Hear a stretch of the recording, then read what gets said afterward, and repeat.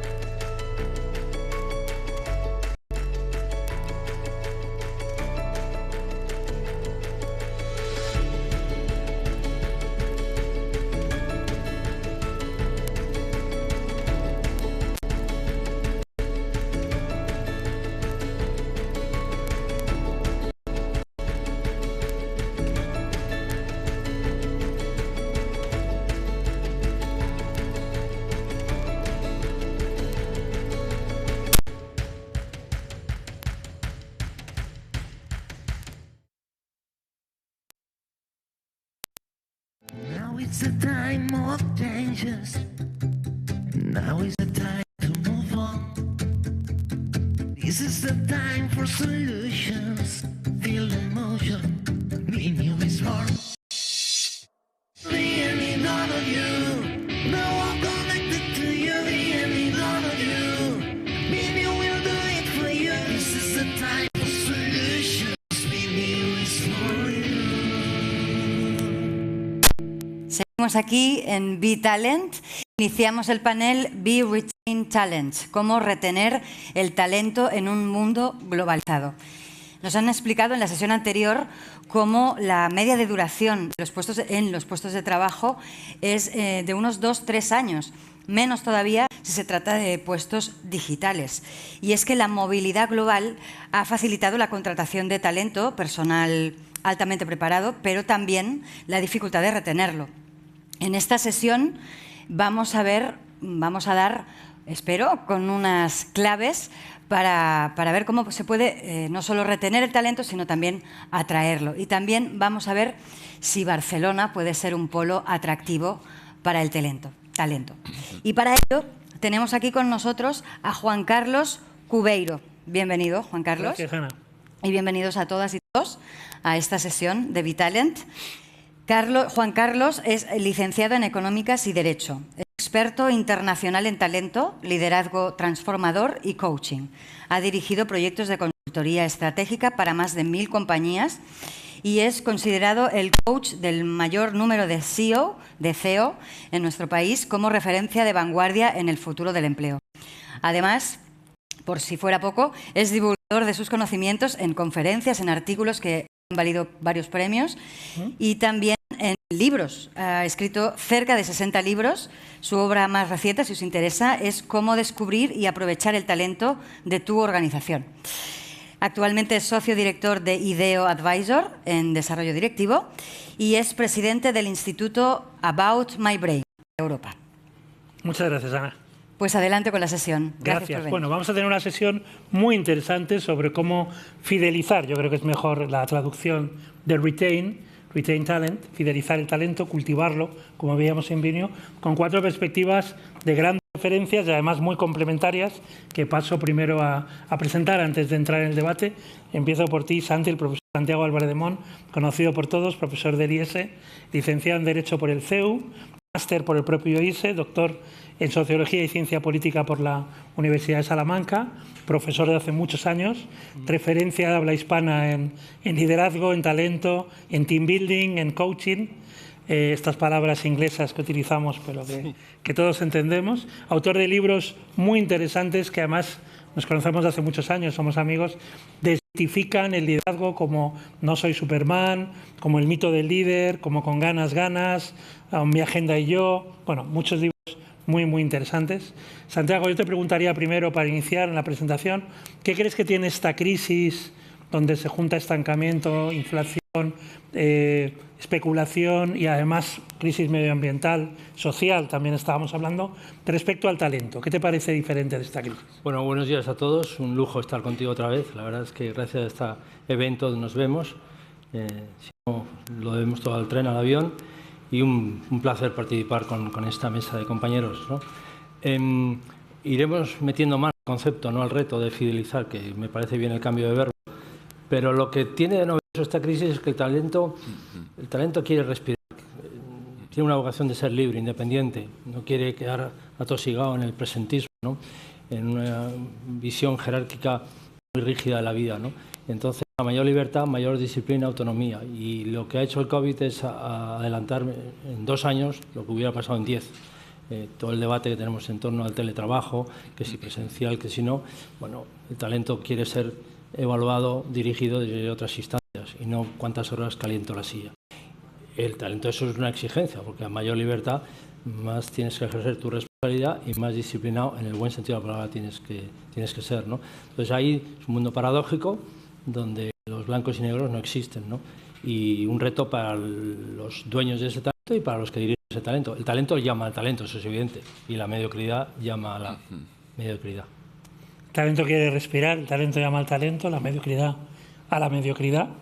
David Bononat, fundador y chief, me encanta el término future officer, del futuro, de Multiplica, que es una de las consultoras digitales también de referencia, de prestigio en el mundo de habla hispana, licenciado por ESADE en Dirección de Empresas y autor de un libro, Relevancia, ¿no? Cómo coger experiencias digitales desde la oportunidad, desde la cercanía y también experiencias interesantes, entiendo, ¿no? Decía Santiago que el talento quiere respirar, especialmente entiendo el talento joven y el talento con la tecnología en esta crisis también, ¿no? Totalmente. Déjame decir primero que si hubiera sabido que había escrito tantos libros, hubiera rechazado la invitación. No, aquí pero sumamos. Un poco para abrir también el tema, sigue sin convencerme la palabra fidelizar. Suena como a enclavar a la gente. Hay una palabra maravillosa en inglés que es thrive. Incluso hace poco, casualmente, leía un artículo de Microsoft que hablaba de que están sustituyendo la palabra engagement por thriving, porque de lo que se trata es de empoderar, de florecer, de invitar a desarrollar y crecer, ¿no? Yo creo un poco la crisis lo que nos ha traído es, lo que ha acelerado es que las organizaciones entendamos que necesitamos ser people first. Hace poco también leí algo y me parecía interesante, que es la tecnología nos va a hacer eficientes, las máquinas, los algoritmos, pero solo las personas nos van a hacer diferenciales. Y por tanto el acento en las personas es más importante que nunca, incluso en este mundo cada vez más digital al que vamos. Y lo que sí que ha cambiado, que nos ha dejado fuera de juego a todos, es el tema del COVID, el trabajo desde casa. Y en determinadas categorías como la nuestra, la digital, no hay vuelta atrás.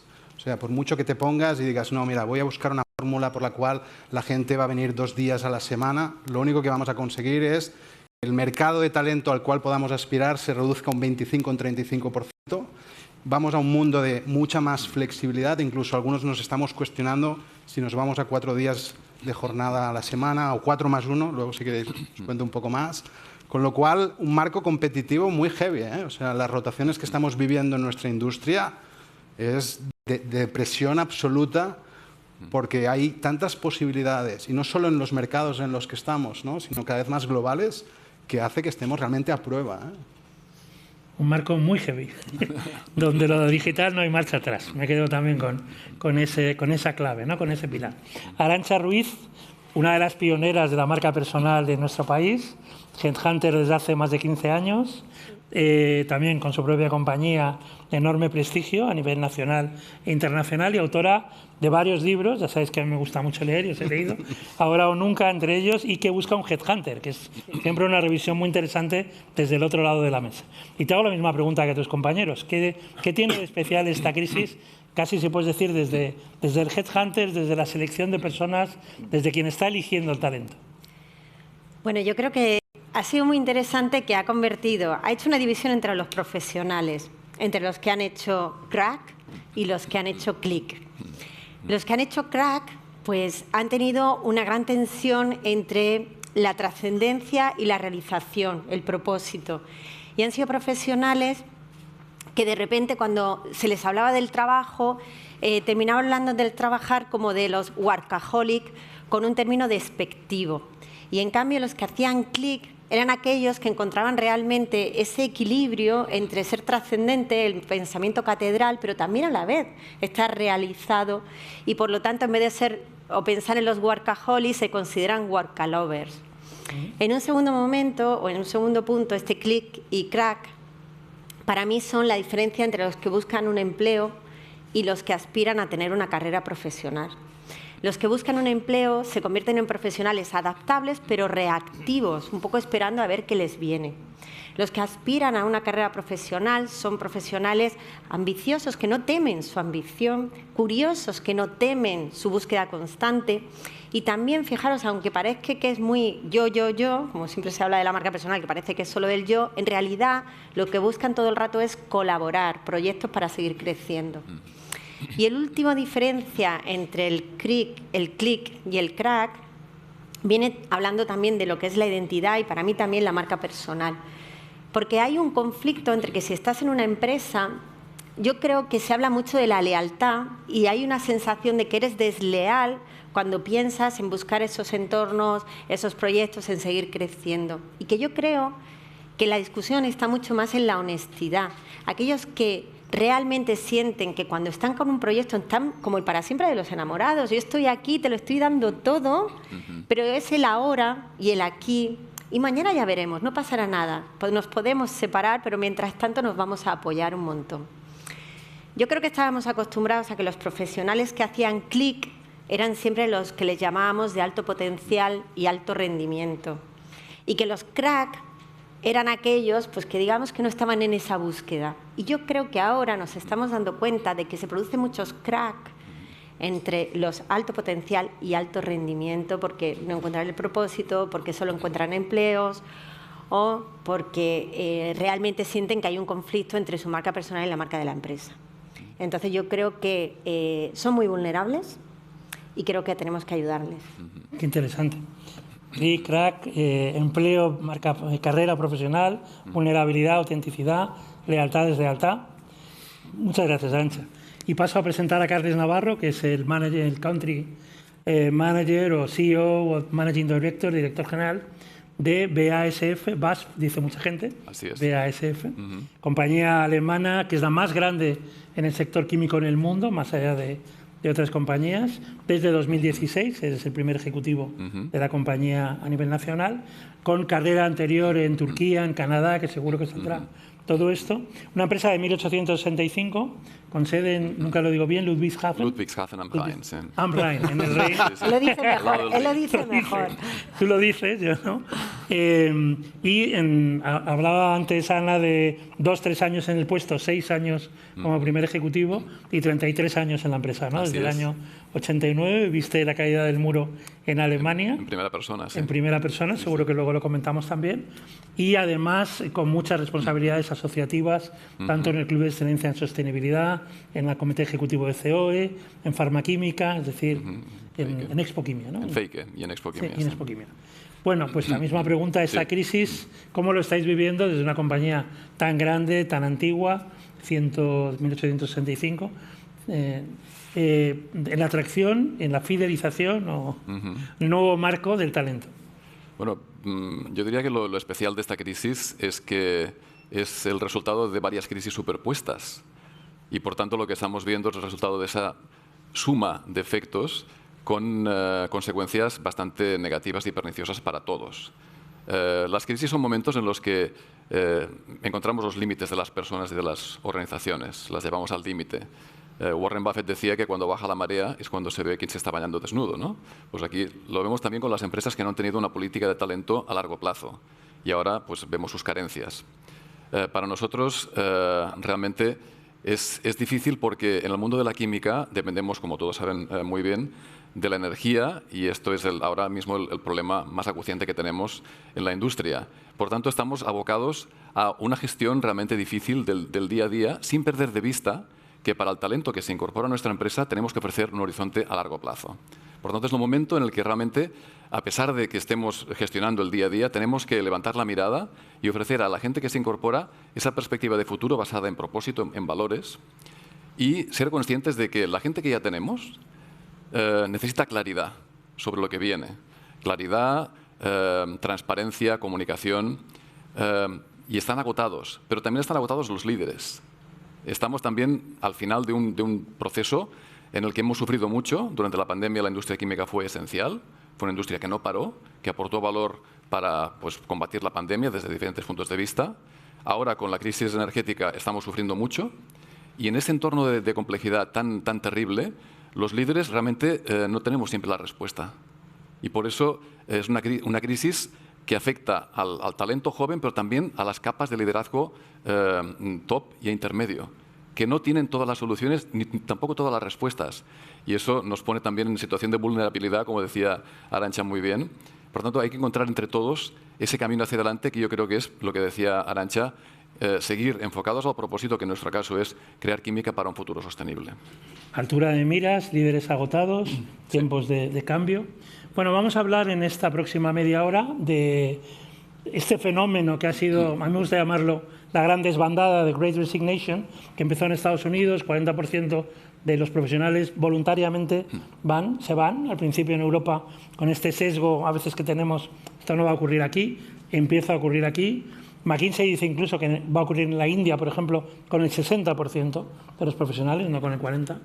Y hay distintas perspectivas que estamos... Pero sí sabemos que hay 5 claves que creo que nos pueden venir muy bien para saber cómo fidelizar, cómo mantener, y además con entusiasmo, a nuestros profesionales. Y con las 4 perspectivas que complementáis muy bien. La primera es la del propósito. Un propósito que también se ha frivolizado, la gente ha empezado a hablar del propósito, pero que es una cosa muy seria. Empiezo por ti, Carles. Tú, tanto en Canadá como en España, te lo has tomado muy en serio, lo del propósito. Pues sí, realmente no hay mejor manera de entusiasmar a las personas que trabajan en tu empresa que decirles por qué trabajan en lo que trabajan. ¿Qué sentido tiene hacer lo que hacen? Y cuando realmente consiguen comprenderlo, el propósito actúa como un superpoder. Es algo que da una cantidad de energía y de entusiasmo que no se podría reunir de ninguna otra forma. Por eso, cuando me he incorporado tanto a BASF Canadá en su momento como a BASF Española, hicimos un primer ejercicio de encontrar cuál era ese propósito que nos unía a todos y que podía realmente tener ese efecto multiplicador. Al final, en nuestro caso, es poner la innovación, la sostenibilidad en el foco y trabajar para un futuro sostenible. Esto lo hemos bajado a la realidad de nuestra propia digamos, estructura empresarial en España y estar en contacto con las comunidades a las que ayudamos a crecer y a desarrollarse. Sin ese propósito realmente es muy difícil que las personas que entran vean el contexto en el cual hacen su trabajo. Y por eso creo que la combinación de propósito con valores corporativos, porque el propósito dice el por qué, los valores para mí son importantes para indicar el cómo.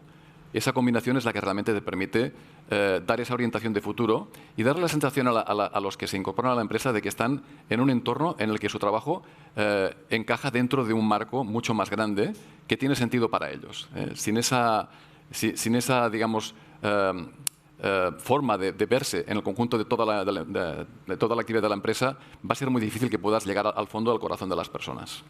David, ¿es tan importante el propósito para los jóvenes? Sí. Yo es lo que iba a decir, que BASF tiene la suerte de poder tener un propósito, pero la mayoría de las compañías nos cuesta mucho pensar cuál es nuestro propósito y sobre todo en términos que conecte con un impacto social o que vaya mucho más allá del perímetro de nuestras organizaciones, ¿no?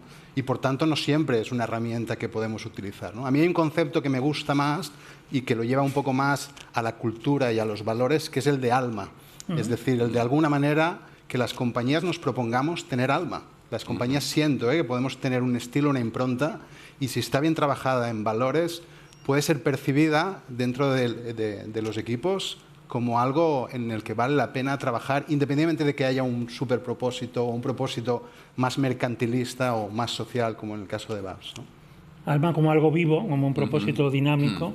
¿Se vende esto del propósito, Arantxa, en la relación headhunter-candidato-marca? Sí, lo que pasa es que muchas veces la gente ya no se lo cree. Es decir, es como un discurso tan bonito, ¿no?, lo del propósito, porque luego siempre hay un espacio entre el lema y la realidad.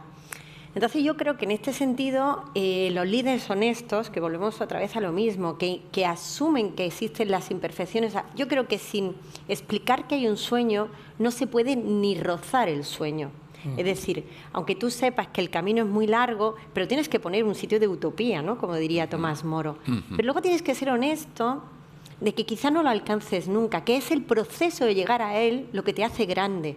Y ahí es donde debes convencer a la gente con humanidad, en el sentido de honestidad, y también con entender la parte en la que todo el mundo se puede, en la parte en la que todo el mundo puede aportar cada parte. O sea, el reconocimiento de todos lo hacemos entre todos, que muchas veces la persona se pierde un poco se pierde un poco en el relato tan grande y dice, vale, ¿y yo qué? ¿No? O sea, siempre esa tensión que comentaba al principio entre lo mío y lo nuestro, el equilibrio es muy difícil, pero yo creo que hay que buscarlo constantemente. Me parece algo entregado que ya, digamos... Es que si la persona piensa demasiado en ella, pierde el propósito, o sea, no, la realización deja de gustarle, es como darle a un niño un montón de caramelos, al final se empacha si estás solo pensando en sí mismo.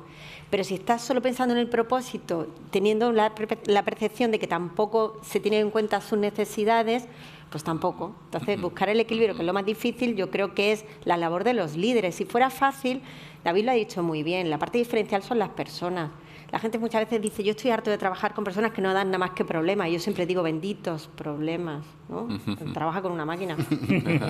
Propósito. Además, David ha introducido esto de mercantilista en las escuelas de negocios, y tú como humanista has sido muy crítico también. A veces se ha criticado, ¿no? Parecía como que no había ese propósito siempre trascendente, pues parecía más el mercantilismo, ¿no? ¿Qué reflexiones te...? No sé, disfrutaba mucho escuchando a Carles, ¿no? Hay un libro que tuvimos comentado muchas veces, que seguro que la audiencia lo conoce, y si no, que tome nota, El hombre en busca de sentido, de Viktor Frankl, ¿no? Si no tienes sentido tu vida, pues realmente vivir es un drama, ¿no? Yo solo dos cuestiones. Una, estamos hablando de talento y reivindico el plural. Hay que hablar de talentos. Para algunas palabras somos talentosos y para otras profundamente discapacitados. Y un buen jefe debería asignar, ponerte en el sitio donde tus talentos van a lucir. Y en cambio, ojo con la movilidad funcional, que se convierte en un homenaje a la mediocridad. Hay gente que tiene talento para dibujar, el arquitecto, el ingeniero y sus operaciones, y a lo mejor el poeta para plagiar tus sentimientos. Entonces, dirigir es dar que hace la gente, decía Ortega. Eso es lo que hace un buen... es colocar a cada uno en su quicio. Y los malos jefes lo que hacen es desquiciar. Y por eso la rotación. Entonces, me gusta lo que decías de la fidelización. El talento es libre, por tanto no lo puedes encorsetar. Y a veces que haya rotación es síntoma de que eres capaz, por lo menos, de atraer talento. Vamos a ver si retener, si al final del viaje quieres montar tu propia empresa, pues a lo mejor lo que eres es una cantera de emprendedores. Y un matiz al bueno de David, que juega con las palabras y me despierta mi interés. Y le he entendido bien. Pero como veo algunas empresas con vocación de tentáculo opresor, ojo con el alma. Yo a la empresa lo primero que le pido es cabeza. Cabeza y carácter para tomar decisiones difíciles y valores. Y a partir de ahí, ojo, porque personas que no piensan en su alma quieren hablar del alma institucional. Y entonces ya me empiezo a mosquear. En la inflación, la incontinencia verbal es... Ojo que hay totalitarios escondidos en trajes muy elegantes. No lo digas por mí. Buen punto, porque conecta el propósito con el liderazgo. Y a mí me gusta ser crítico también con esto. Yo creo que el liderazgo durante muchos años ha sido ser jefe con algunas habilidades que se aprendían y demás, se desarrollaban, se entrenaban. Pero ahora los centennials y los millennials están buscando otra cosa, ¿no? Empiezo por ti, David. Están buscando líderes distintos, ¿no? Sí, están buscando un tipo de liderazgo mucho más cercano y más en un contexto en el que estamos trabajando cada vez más en remoto. Están buscando un liderazgo que se preocupe un poco de las inquietudes que sienten, ¿no? Y es un tipo de profesional, al menos el que tenemos en Multiplica, realmente que vive de los estímulos y que está exigiendo ciclos mucho más cortos de feedback, aunque sean informales, de reconocimiento, incluso de revisión de sus condiciones, y con un apetito por aprender y aprender de varias cosas al mismo tiempo, porque es un colectivo que ha vivido de la impaciencia, ¿no? Ha vivido la impaciencia. Como director general te están pidiendo te están presionando casi A ver, en el liderazgo. Yo diría que yo suscribo todo lo que ha dicho David. Los millennials y la generación Z tienen características quizás un poco diferentes de las generaciones anteriores, pero al final creo que no somos tan diferentes. O sea, los empleados que se marchan de una empresa se marchan sobre todo de equipos disfuncionales, ambientes tóxicos de trabajo y sobre todo malos jefes o malos líderes. Eso es lo que provoca la estampida. Por tanto, para retenerlos, para enamorarlos, hay que hacer justo lo contrario. Hay que crear equipos con diversidad, con ambientes colaborativos de trabajo. Hay que, digamos, crear un ambiente de trabajo que sea estimulante y, sobre todo, hay que exponerlos a liderazgos modernos del siglo XXI. No como los que yo viví, por ejemplo, cuando me incorporé a BASF hace 33 años, que eran liderazgos basados en el ordena y mando y en el control absoluto. O sea, realmente yo creo que si eres capaz, como líder, de ofrecer esa cercanía que decía, de dar trabajos estimulantes, de explicar realmente por qué haces lo que haces, de dar feedback, reconocimiento al ritmo que exigen los millennials y los de la generación Z, estás ya haciendo mucho por retener ese talento. Porque al final todos somos iguales, todos queremos tratar a la gente como queremos que nos traten a nosotros. Esa regla creo que es universal. Y en eso las generaciones son todas iguales. Por tanto, para mí el secreto es hacer lo que realmente sirve para conectar a las personas y trabajar en el liderazgo, porque eso es la clave de todo. Si expones a la gente a un liderazgo en el que se vea reconocido y que sirva de ejemplo de comportamiento, la gente se te va a querer quedar. Nuevas exigencias de liderazgo. Bueno, estaba en la introducción inicial, ¿no? Yo el otro día estaba con un CEO, un colega de Carles, y estaba echando de menos el liderazgo más tradicional, más de presencial, ¿no? Y le veía muy resistente al debate, ¿no? Y le dije, háblame de tus hijos, ¿no? Entonces ya cambió. El padre entendía de qué va esto, ¿no? Y dice, porque a lo mejor el hijo o hija, con 23, 25 años, talentoso, ha viajado por el mundo con una visión mucho más abierta, y se da cuenta de papá quiere aprender una cosa, que es trabajar. Admira a su padre en la clave profesional, pero en cambio se da cuenta que su papá solo sabe trabajar. Y él quiere, además de trabajar, vivir. Y lo de vivir es un tema tan importante que es urgente. Y no lo van a dejar. Entonces esto algunos todavía no se enteran. Entonces tienes que evaluar por otros criterios, no por cuántas horas caliento la silla, cuántas veces te hago la pelota. Entonces, cuando le llevé al terreno de los hijos, lo empecé a entender y brotaron preguntas que tenía ahí aparcadas, ¿no? Luego eso es crucial, decisivo, y luego el talento lo que pide aprender, crecer, probar, curiosear, asombrarse. El talento no viaja solo, con el talento va la confianza, la ilusión, el hambre, la energía de vivir, ¿no? Y eso redunda en beneficio de la cuenta de resultados y de la salud. Entonces, bueno, yo creo que deberíamos empezar. Claro, mi tesis es que el liderazgo es un viaje de dentro hacia afuera. Trabájate a ti. La batalla es con uno mismo o a favor tuyo. Y desde ahí, desde la plenitud interior, irradias algo distintivo, diferencial, que no podemos nombrar, pero que impregna el quehacer de la empresa. Arantxa, de liderazgo en los click, en los crack. Bueno, yo lo que creo que como el talento es muy variado y el talento, dependiendo de dónde lo pones, en su variabilidad, florece o se marchita, pues yo creo que el estilo de liderazgo varía dependiendo del talento, y el talento hay que ubicarlo dependiendo del estilo de liderazgo, porque también tenemos que pensar, hablamos de los líderes como en la competencia de inspirar y guiar, pero también hay líderes técnicos que necesitan tener un equipo y que lideran desde la tecnicidad, si quieres, ¿no? Entonces, yo creo que en esto, y ahí hablo gorrito de Headhunter, que al final hay que saber colocar a cada persona en su mejor lugar, tanto el talento, el profesional, como el líder, porque hay líderes que funcionan con equipos fatal y otros líderes con equipos muy bien. O sea, que nunca es todo negro o blanco, que hay que estar pensándolo y adaptándolo constantemente. Propósito, liderazgo, aprendizaje, aprender, probar. Se habla mucho de aprendizaje, pero yo no veo tanto aprendizaje en las organizaciones. De hecho, podríamos haber aprendido mucho más de la pandemia y nos hemos quedado con la sensación de nueva normalidad, ¿no? De volver un poco lo... ¿Cómo podemos hacer que las organizaciones aprendan más y por eso estimulen mejor al talento? Bueno, ya todos sabemos que el aprendizaje en la mente no es como un cubo que rellenas de cosas, sino es más bien un fuego que se prende, ¿no? Esta frase no es mía, es de un filósofo griego de hace muchos años, Plutarco. Entonces, por lo tanto, lo que tenemos que generar son entornos de aprendizaje, ¿vale? Y en esos entornos de aprendizaje hay que hacer un diseño que es de 4 con 3, ¿vale? Los 4 son el diseño es que tienen que aprender sobre las herramientas que necesitan. Hay una parte de literacy que es fundamental, no tener las hard skills y las soft skills, las dos son importantes. Luego hay que desarrollar el pensamiento crítico, ¿de acuerdo? Que es cuando ya empiezas a poder abordar que sí, que no.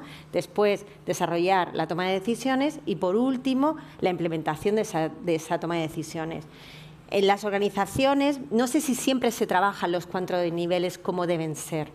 Y luego, en 3, hay por una parte la conexión de la persona con el entorno, el compromiso de la persona con su propio aprendizaje y luego la interacción, porque el aprendizaje de los peers, de los iguales, es tremendamente importante. Entonces, creo que fallamos en generar estos 4 con estos 3 y creo que debemos trabajar en ello. ¿Cómo podemos ayudar a que aprenda una organización más? No sé, volver a la edad aquella que viviera a soñar, que diría Unamuno, ¿no? La infancia. Infancia. La infancia. Yo ahora ya la infancia de mis hijos no, pero yo veo mis nietos y un niño de 2, 3, 4 años es una máquina increíble de aprender, ¿no? ¿Qué hace? Abre los ojos y como no tiene ningún a priori, ningún prejuicio, ningún sesgo, se asombra, pregunta, escucha, decide, actúa. Si papá abdica, va a mamá. Si se equivoca no le pasa nada. Y ni le tempore, fuimos así. Con los años hemos crecido y hemos aprendido tanto que somos tontos.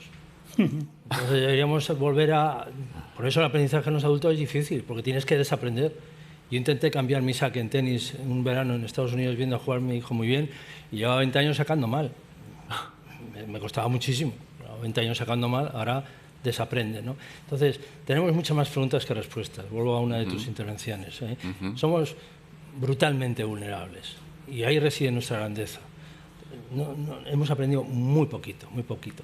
Y por eso, para mí, si me dices, Santiago, una virtud de verdad, sin entrar en el alma todavía, de un buen líder, la humildad. La humildad te protege de no deprimirte, siempre va acompañada del sentido del humor, la humildad. Sabemos poquita cosa.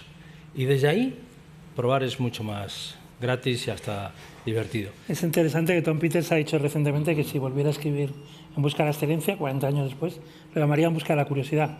Probablemente En busca de la humildad también, ¿no? Es que la humildad no va sola, con la humildad va la curiosidad, el asombro, las ganas de vivir, muchas cosas, ¿no? Y ojo, te blinda de la depresión. ¿Qué hacéis en BASF para...? Bueno, en las empresas industriales el aprendizaje es clave, porque en el mundo químico manejamos productos y procesos que tienen su riesgo y, por tanto, dependemos de personas que estén muy bien formadas, que sepan lo que hacen, que se queden con nosotros lo máximo tiempo posible para que sigan aprendiendo cada día y sepan manejar esos procesos con total seguridad.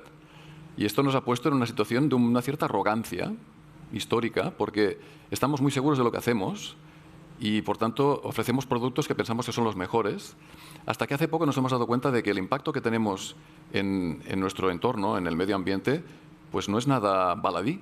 Tenemos un impacto realmente visible y esto nos ha puesto a la defensiva. Y ahora estamos en ese momento, en esa encrucijada, en ese debate en el que vemos la necesidad de abrirnos al exterior, de recibir inputs de la gente que está al otro lado de nuestras actividades y tenemos que escuchar. Y para eso hay que ser humildes. Hay que ser humildes, hay que reconocer que no sabemos todo, que tenemos un impacto que quizás no habíamos digamos, calculado, que tenemos que hacer mucho más de lo que hacemos y que para saber qué tenemos que hacer necesitamos de las aportaciones de todas las comunidades y stakeholders con los que estamos operando. Y eso es un ejercicio duro porque supone replantear certezas que teníamos como muy asimiladas durante décadas y es un ejercicio que expone tu vulnerabilidad delante de todos. Y eso creo que da un cierto vértigo. Pero estamos en esto, estamos abiertos a aprender y a desaprender, muy importante el verbo, desaprender lo que no funcionaba y seguir manteniendo, por supuesto, la seguridad y los procesos en su sitio. Interesante.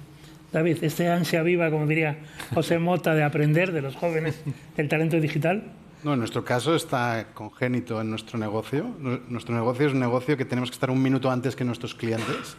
Y, por tanto, uno de nuestros 4 valores es la curiosidad, precisamente, y el crear espacios de aprendizaje, que muchas veces pasa por congeniar equipos seniors con juniors. Yo creo que probablemente es la fórmula en la cual uno puede aprender más rápidamente y puede ponerse de practitioner digital, en nuestro caso, más rápidamente, porque la teoría no sirve, ¿eh? Lo que sirve es enfrentarse a proyectos, a retos y a determinadas necesidades, ¿no? Y eso es un poco lo que más estamos como intentando como democratizar. Y ahora algo que nos estamos planteando que es este 4+1, que si me dejáis claro, introducirlo, que es un debate que tenemos actualmente, es si tenemos que pasar a la jornada de 4 días. Y no es trivial la decisión, aunque esto va a suceder, mi sentir es que va a acabar sucediendo y va a acabar sucediendo en empresas tecnológicas. La única manera de competir por el talento va a pasar por crear este tipo de marcos de trabajo, y hay algo entre camino entre el 4 y el 5, que es el 4+1, que es 4 son de trabajo, y si queréis de aprendizaje en el marco del trabajo, y 1 es para la formación, 1 es para libre, tú decides si el viernes te vas a la playa porque no va contigo el aprender, o realmente entiendes que el trato o el contrato con tu compañía es que el viernes es un viernes de estudio, de lectura, de aprendizaje. Es una buena iniciativa. Sí. Nos quedan 6 minutos, hay 2 temas, además de propósito, liderazgo, aprendizaje, que son la compensación y las expectativas. La compensación digna, la compensación justa. Sabéis que este verano Fortune ponía, y no es precisamente un medio excesivamente progresista, el grito en el cielo porque un CEO en Estados Unidos de media cobra 350 veces lo que un empleado promedio. Es decir, un día de trabajo igual a un año de un empleado suyo. Esto, claro, no es muy atractivo para quien quiere empezar a hablar sobre esto. Bueno, Venga, yo creo Arantxa. que se habla de dinero cuando el resto, esto es como todo, ¿no? Como la marca, empezamos a hablar del precio cuando no sabemos cuál es el valor. Ajá. Entonces, yo creo que el tema de la retribución siempre hay un agravio comparativo. O sea, la gente no es tanto si estoy ganando más o menos, sino cuánto gano respecto a quién. Y yo creo que tenemos que hablar de valor y llevar la conversación al valor, a la construcción de valor de la relación. Entonces, en el momento en que, o sea, las relaciones son recíprocas, lo cual no quiere decir que sean absolutamente equivalentes, sino que tienen que estar en el mismo, o sea, lo he dicho justo al revés, ¿no? O sea, que tiene que haber un equilibrio entre lo que aporta cada uno, pero no siempre está medido con la misma moneda. Yo creo que es peligroso empezar a comparar simplemente por dinero. Carlos. Sí, yo creo que el dinero es Aquí una en parte... Europa no llegáis a 350 veces. No, para nada, para nada. Yo creo que el salario es una parte, es un factor más de los factores higiénicos que la empresa tiene que realmente ofrecer al nivel del mercado. Nosotros pagamos al nivel del mercado, pero ofrecemos una compensación que llamamos total. Es decir, hay una serie de parámetros adicionales, entre los que están pues, los planes de pensiones, la formación continua, el teletrabajo, tenemos 3 días de 5 de teletrabajo, tenemos los seguros médicos. Todo esto son cosas que la competencia ya ofrece. Por tanto, aparte de esto, consideramos compensación también la experiencia que el propio empleado tiene en nuestra empresa. Tiene que ser motivante, edificante trabajar para nosotros, porque lo demás lo podrá encontrar en otras empresas del sector. No podemos competir en eso, porque si nos lanzamos a competir en salarios, acabaremos como en algunos sectores de la tecnología donde están los salarios disparadísimos, y ahí se pierde la relación entre precio y valor, ¿no? Intentamos que realmente la experiencia del empleado sea positiva desde que lo seleccionamos hasta que se incorpora a un equipo, y que luego, una vez está incorporado, tenga la capacidad de crecer, de desarrollarse con planes de desarrollo individuales y de enriquecerse personalmente. Por eso, por ejemplo, en el Hub Digital que tenemos en Madrid, con 400 personas, favorecemos que la gente se reúna para simplemente intercambiar conocimiento. Hacemos workshops entre diferentes departamentos para que la gente se explique en qué están trabajando, porque a ellos les estimula esto.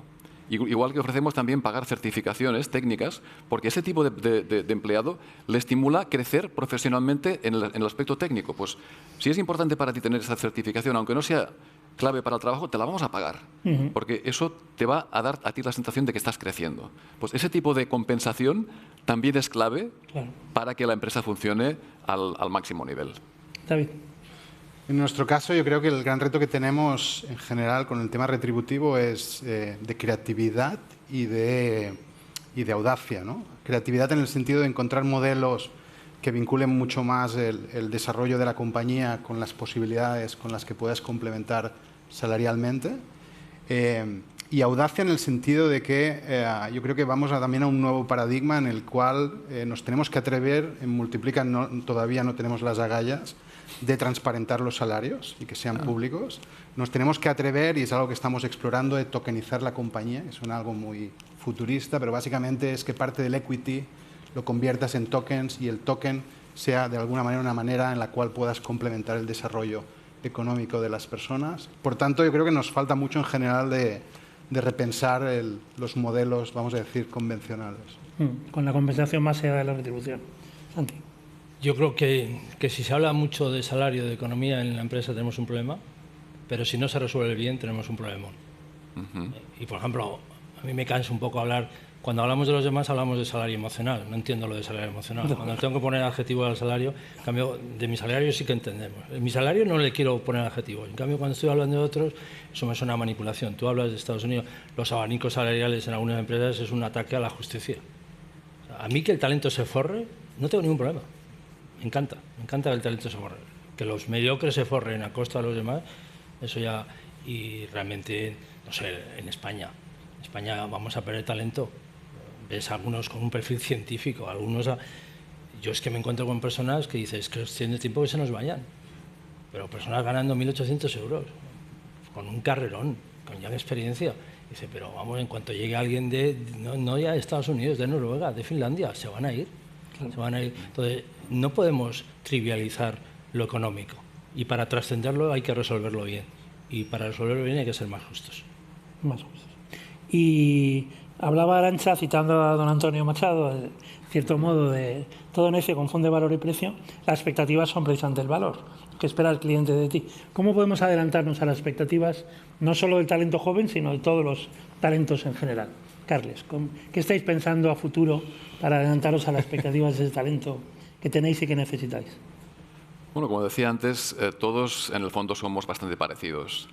Aquí creo que el problema está en realmente solucionar la crisis dual que tenemos en este momento, la crisis de estos días, de salir de esta posible recesión, de la guerra, de la pandemia, y realmente afrontar lo que nos viene más allá, ¿no? Tenemos una crisis sistémica, una crisis de valores, de funcionamiento del capitalismo, y esto es lo que realmente creo que esperan las nuevas generaciones. Esperan que les demos alguna solución a este mundo que no está funcionando. El mundo que tenemos ahora es insostenible. Hablamos de sostenibilidad, pero en realidad deberíamos hablar de insostenibilidad de nuestras actividades económicas. El cambio climático es el principal problema que tenemos, y la pérdida de recursos y de biodiversidad el siguiente. Pues si no ofrecemos alguna perspectiva a esta nueva generación sobre esos problemas, no hay solución. Por tanto, la gestión de ahora la tenemos que hacer, pero sin perder de vista que lo otro es lo más importante y es lo que hay que resolver. Gracias, Arantxa. Yo creo que hay que volver a un discurso más optimista, ¿vale? Porque también es verdad que todo el rato les estamos diciendo que todo está fatal, ¿sabes? Y entonces hay muchas veces que es como, bueno, yo tiro el lápiz y ya me voy porque no hay nada que hacer. Entonces, yo creo que hay que decirles que hay mucho por hacer y que les necesitamos. O sea, aquello de todo por el pueblo, pero sin el pueblo. O sea, aquí estamos todos hablando del talento, pero muchas veces parece que hablamos de esto sin ellos. Entonces, yo creo que al talento no hay que tenerle miedo, al revés. O sea, hay que tenerle amor y, por lo tanto, y ser un poco más optimistas y decir, oye, están las cosas muy mal, pero, en fin, también están las cosas mucho mejor. Yo siempre lo digo, que hace 100 años, 150, 200, 600, 800, o sea, nunca hemos estado mejor. Aunque no estemos bien, Sí, pero sí. no estamos... Estoy de acuerdo. Entonces, digámosle que podemos hacer todavía muchas cosas y que queremos contar con ellos. David. Yo en verdad quería introducir un tema que me parece sustancial cuando hablamos de talento. Introduce el titular. Lo intento. Que es, por ejemplo, en el caso de Multiplica, todo el mundo sistemáticamente recibe ofertas de trabajo. Todo el mundo. Y el elemento que les invita a quedarse muchas veces son el bonding que tienen con sus peers. Y ese es el clave, cómo estratégicamente construimos ese bonding en un mundo en el que la gente no se reúne presencialmente o cada vez menos, y cómo creamos excusas para que de alguna manera ese bonding se pueda desarrollar, porque me da la sensación que esa sí que es una palanca para conseguir que el talento quiera seguir trabajando en nuestras Amor, organizaciones. bonding, vínculo.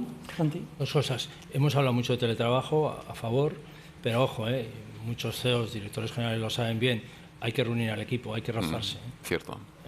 Gracias a Dios, Teams tiene sus limitaciones. Sí. Y hay gente que tiene una alergia profunda al factor humano y acaban fuera de juego. Expectativas es un concepto que te lleva al futuro. Y yo, 4 de mis libros han acabado hablando del recurso más valioso que tenemos, que es finito, por tanto no lo podemos desperdiciar, que es el tiempo, que estamos compartiendo todos juntos. Caminante en el camino se hace camino al andar. A mí la expectativa me puede distraer de exprimir el tiempo real que soy. Entonces, ojo con las expectativas que te pueden llevar a la desilusión. si exprimo el presente y desde ahí abrazo, conozco y acepto el pasado, y a lo mejor soy capaz de soñar sobre el futuro. Pero todo ocurre aquí y ahora. Y esta es una sociedad con un déficit de atención, de concentración preocupante. No solo son los adolescentes los que están dispersos, los adultos también. Y pensando en expectativas, desperdicio el día de hoy e hipoteco el futuro. Gracias. Muchas gracias, Arantxa. Muchas gracias, Santi. Muchas gracias, Carles. Muchas gracias, David. Yo me voy a volver a ver el vídeo porque habéis estado brillantes, así que muchísimas gracias. Y cedo la palabra a Ana con un aplauso para todos vosotros. Muchas gracias, Juan Carlos. Ha sido, la verdad, un placer. La diversidad siempre es enriquecedora y la diversidad de vuestras visiones ha sido excelente. Muchísimas gracias por venir, por compartir vuestro tiempo y vuestros conocimientos y experiencias. Muchísimas gracias. Y a todos vosotros os esperamos a la 1 en el próximo panel que se llama Vitalent Engagement. Quizá tendríamos que cambiar el título, ¿no? De Thriving, ¿has dicho? Bueno, ya lo consultaremos. Ahora es demasiado tarde, pero lo haremos. Muchísimas gracias por atender, por estar aquí con nosotros en Vitalent y nos vemos ahora. Fabricamos talento. Fabricamos innovación. Y, cómo no, sostenibilidad. Fabricamos una nueva economía. Y un mundo nuevo, en 3D, por supuesto. Pero sobre todo, fabricamos futuro. Y es que fabricamos empleo para más de 137.000 trabajadores. Fabricamos oportunidades globales de negocio en un espacio de más de 10 millones de metros cuadrados. Y fabricamos servicios de vanguardia y ventajas competitivas para más de 175 empresas. Consorcio de la Zona Franca. Fabricamos oportunidades para tu futuro. Welcome to D-Factory, the factory that develops talent, technology, innovation, and of course in the heart of Barcelona. After all, D-Factory is consolidating Barcelona as a European capital of development for Industry 4.0, for digitalization, for transformation, creating 1,500 direct jobs and 5,000 indirect jobs in the city, close to the metro, the harbour and the airport. And promoted by the Consorci de la Zona Franca de Barcelona.